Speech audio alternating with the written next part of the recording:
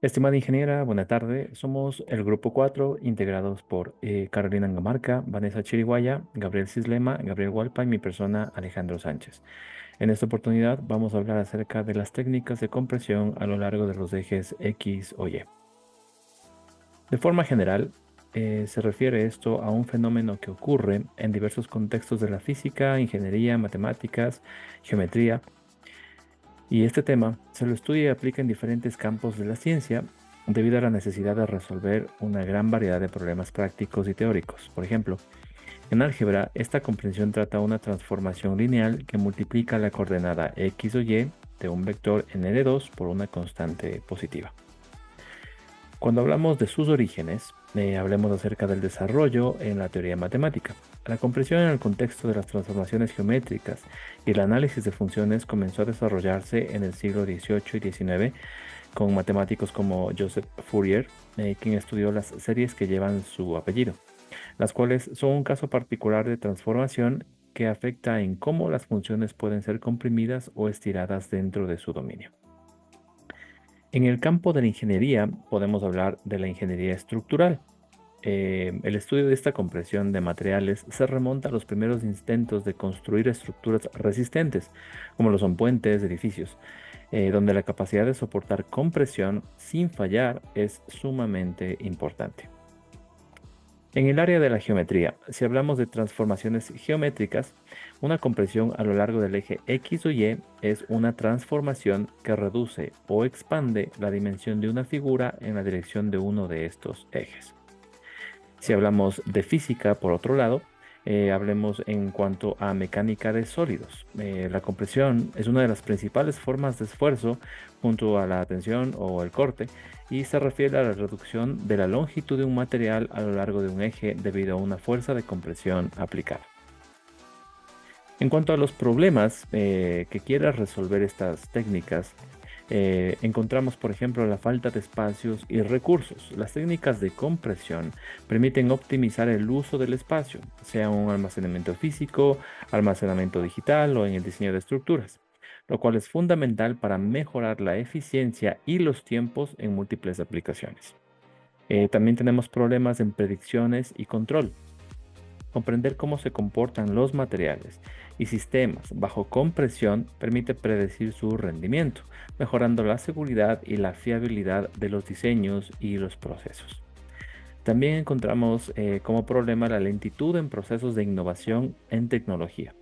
El estudio de la compresión y sus aplicaciones impulsa la innovación en cuanto a tecnología, desde nuevos materiales resistentes a la compresión hasta métodos avanzados que encontramos hoy de procesamiento, de señales, comunicaciones y todo lo que tiene que ver en el asunto multimedia.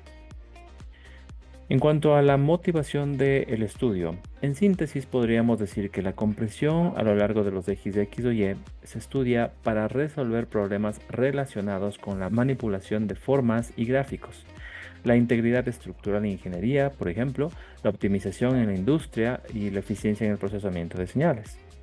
Su estudio sin duda es crucial para el desarrollo de tecnologías más avanzadas, más seguras y más eficientes. A continuación, mi compañero. Demostración de que la transformación es lineal. Recordemos que en una función tenemos un dominio y un contradominio, y al relacionarlos con transformaciones lineales, la función la vamos a llamar transformación al dominio B y al contradominio W, y a estos dos conjuntos los llamaremos espacios vectoriales. Es decir, que en una transformación no entran valores o números como tal, sino que van a entrar tras la transformación va a ser un vector y lo que va a arrojar como resultado va a ser otro vector diferente y único. Aquí presentamos un vector en R2, representado con una matriz columna con componentes x1 y y1. Y al transformar este vector podemos obtener otro vector diferente, en este caso R3, con una matriz columna con componentes x2, y2 y z. Debemos considerar que no todas las transformaciones son lineales, y para demostrar que lo que tenemos es una transformación lineal, debemos cumplir dos condiciones. La primera condición es que t de u más b es igual a t de u más t de b. T viene representando una transformación, U y B son vectores. Por ejemplo, el vector U con componentes x1 y y1 y el vector B con componentes x2 y y2.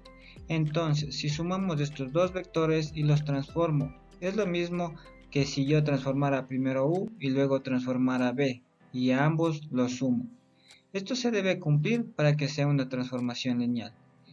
Es decir, sumo los componentes en X y los componentes en Y, obteniendo el vector suma, x1 más x2 y y1 más y2. No utilizamos valores en X ni en Y, porque para comprobar una transformación lineal tengo que utilizar vectores genéricos. No podemos utilizar vectores particulares, por esta razón queda expresada como una suma. La segunda condición es que si yo tengo b, que es un vector, y lo multiplico por alfa, que es un escalar, si llevamos a cabo esta multiplicación y el resultado lo transformo, es lo mismo que primero transformar el vector b y luego multiplicarlo por alfa. Esa es la condición por cumplir. Y para demostrar que se cumplan esas condiciones, aquí les presento un ejemplo. Tenemos un vector en R2 y al transformar vamos a obtener tres vectores. ¿Y cómo saber si la transformación es lineal? Pues vamos a comprobarlo con la primera condición. Como tenemos vectores en R2, vamos a tener un vector U y un vector B, y van a tener dos componentes cada uno.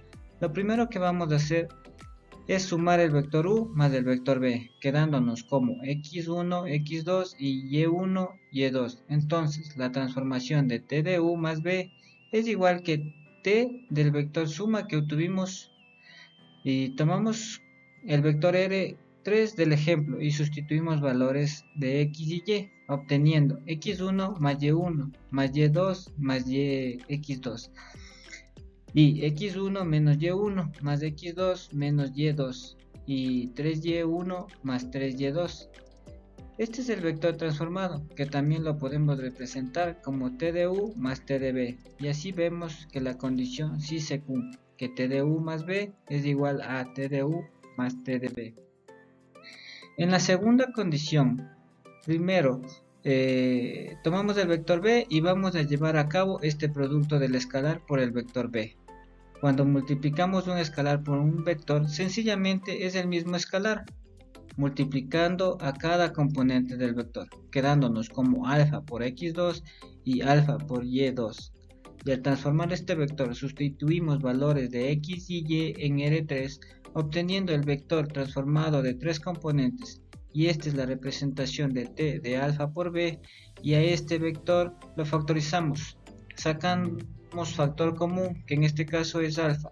Esto se hace con el fin de sacar a alfa de este vector, dejándolo como si estuviera multiplicando al vector, y podemos observar que el resultado representa a alfa de t de b, y así vemos que t de alfa por b es lo mismo que transformar el vector b y después multiplicarlo por alfa. Vemos entonces que estas dos expresiones son equivalentes, y por lo tanto la segunda condición también se cumple.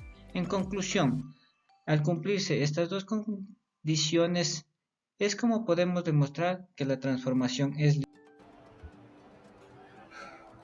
Ingeniera, buenas tardes, compañeros, buenas tardes. Continuando con la exposición, yo voy a hablar acerca del núcleo y la imagen de la transformación lineal.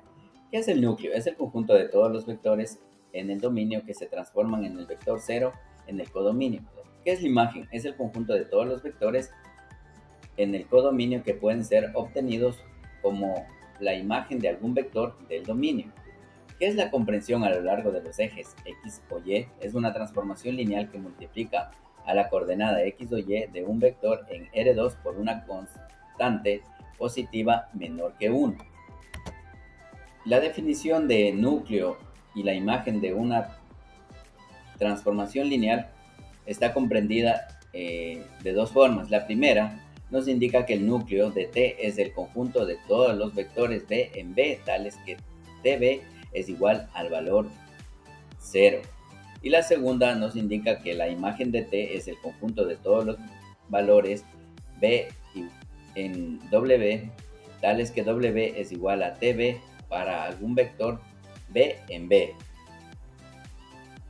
Para la obtención del núcleo y la imagen de la transformación lineal, hemos realizado un ejercicio en el cual podemos observar la resolución de un ejercicio relacionado con el núcleo e imagen de una transformación lineal. El problema nos da la transformación lineal en R3 en R2. La solución del ejercicio determinando el núcleo de transformación lineal teniendo en cuenta que el núcleo serán todos los vectores del espacio vectorial de partida cuya transformación lineal es 0. Buscaremos determinar aquellos vectores cuya transformación lineal es 0, entonces igualaremos esta transformación al vector 0, 0. Y como resultado obtendremos la ecuación x más y más z es igual a 0 y 2x más 2y más 2z es igual a 0. Y posteriormente escalonaremos esta matriz y realizaremos las diferentes operaciones entre las filas a fin de obtener en la segunda fila el valor de 0, 0, 0, en el cual obtendremos una ecuación x más y más z es igual a 0. De la misma despejaremos z y tendremos el valor de menos x y menos y.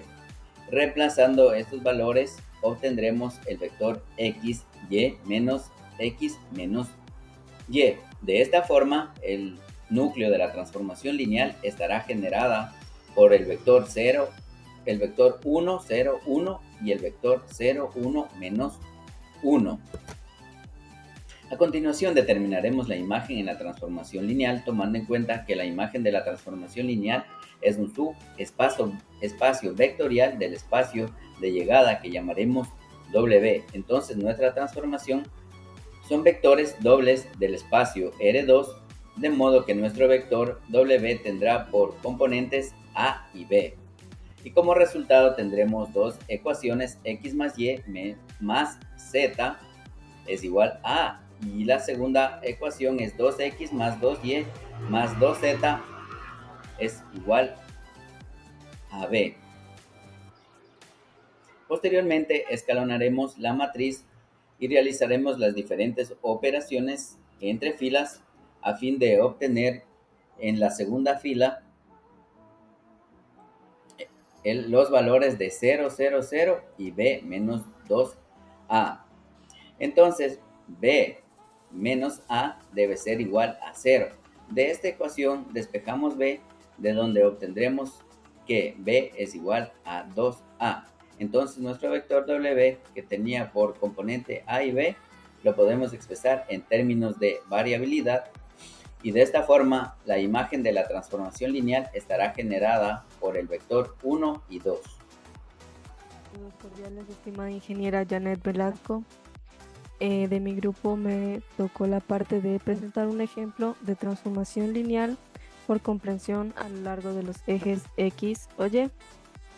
Para mi ejercicio yo tomé como referencia una figura geométrica de un trapecio escaleno, que quiere decir que sus lados no son ninguno igual. La transformación lineal que haré será por compresión a lo largo del eje Y, lo que significa que también debe cumplir que la C por el que se multiplica la Y será mayor a 0 y menor a 1. Entonces, dado por los siguientes vectores, se realiza la siguiente transformación lineal cuando C equivale a 2/9 para los siguientes vectores. 12, 5, que está aquí en el punto A, 8, 2, 8, 2, que está en el punto B, 2, 6, que está en el punto C, y 8, 0, que está en el punto D. De R2 en R2. Para la transformación lineal de X y Y, para cuando es la por comprensión a lo largo de los ejes Y, se multiplica C por Y, C 2/9 por la Y de cada uno. Realizo la siguiente transformación lineal y me queda en el primer vector de 12, 5, me queda 12, 10/9. Para el segundo vector me queda 8, 2, al principio, luego se convierte en 8 4/9. Para el tercero me queda 2 6, se transforma en 2 4/3. El último, 8 0, se multiplica por y, 2/9, y como es 0, queda el mismo vector.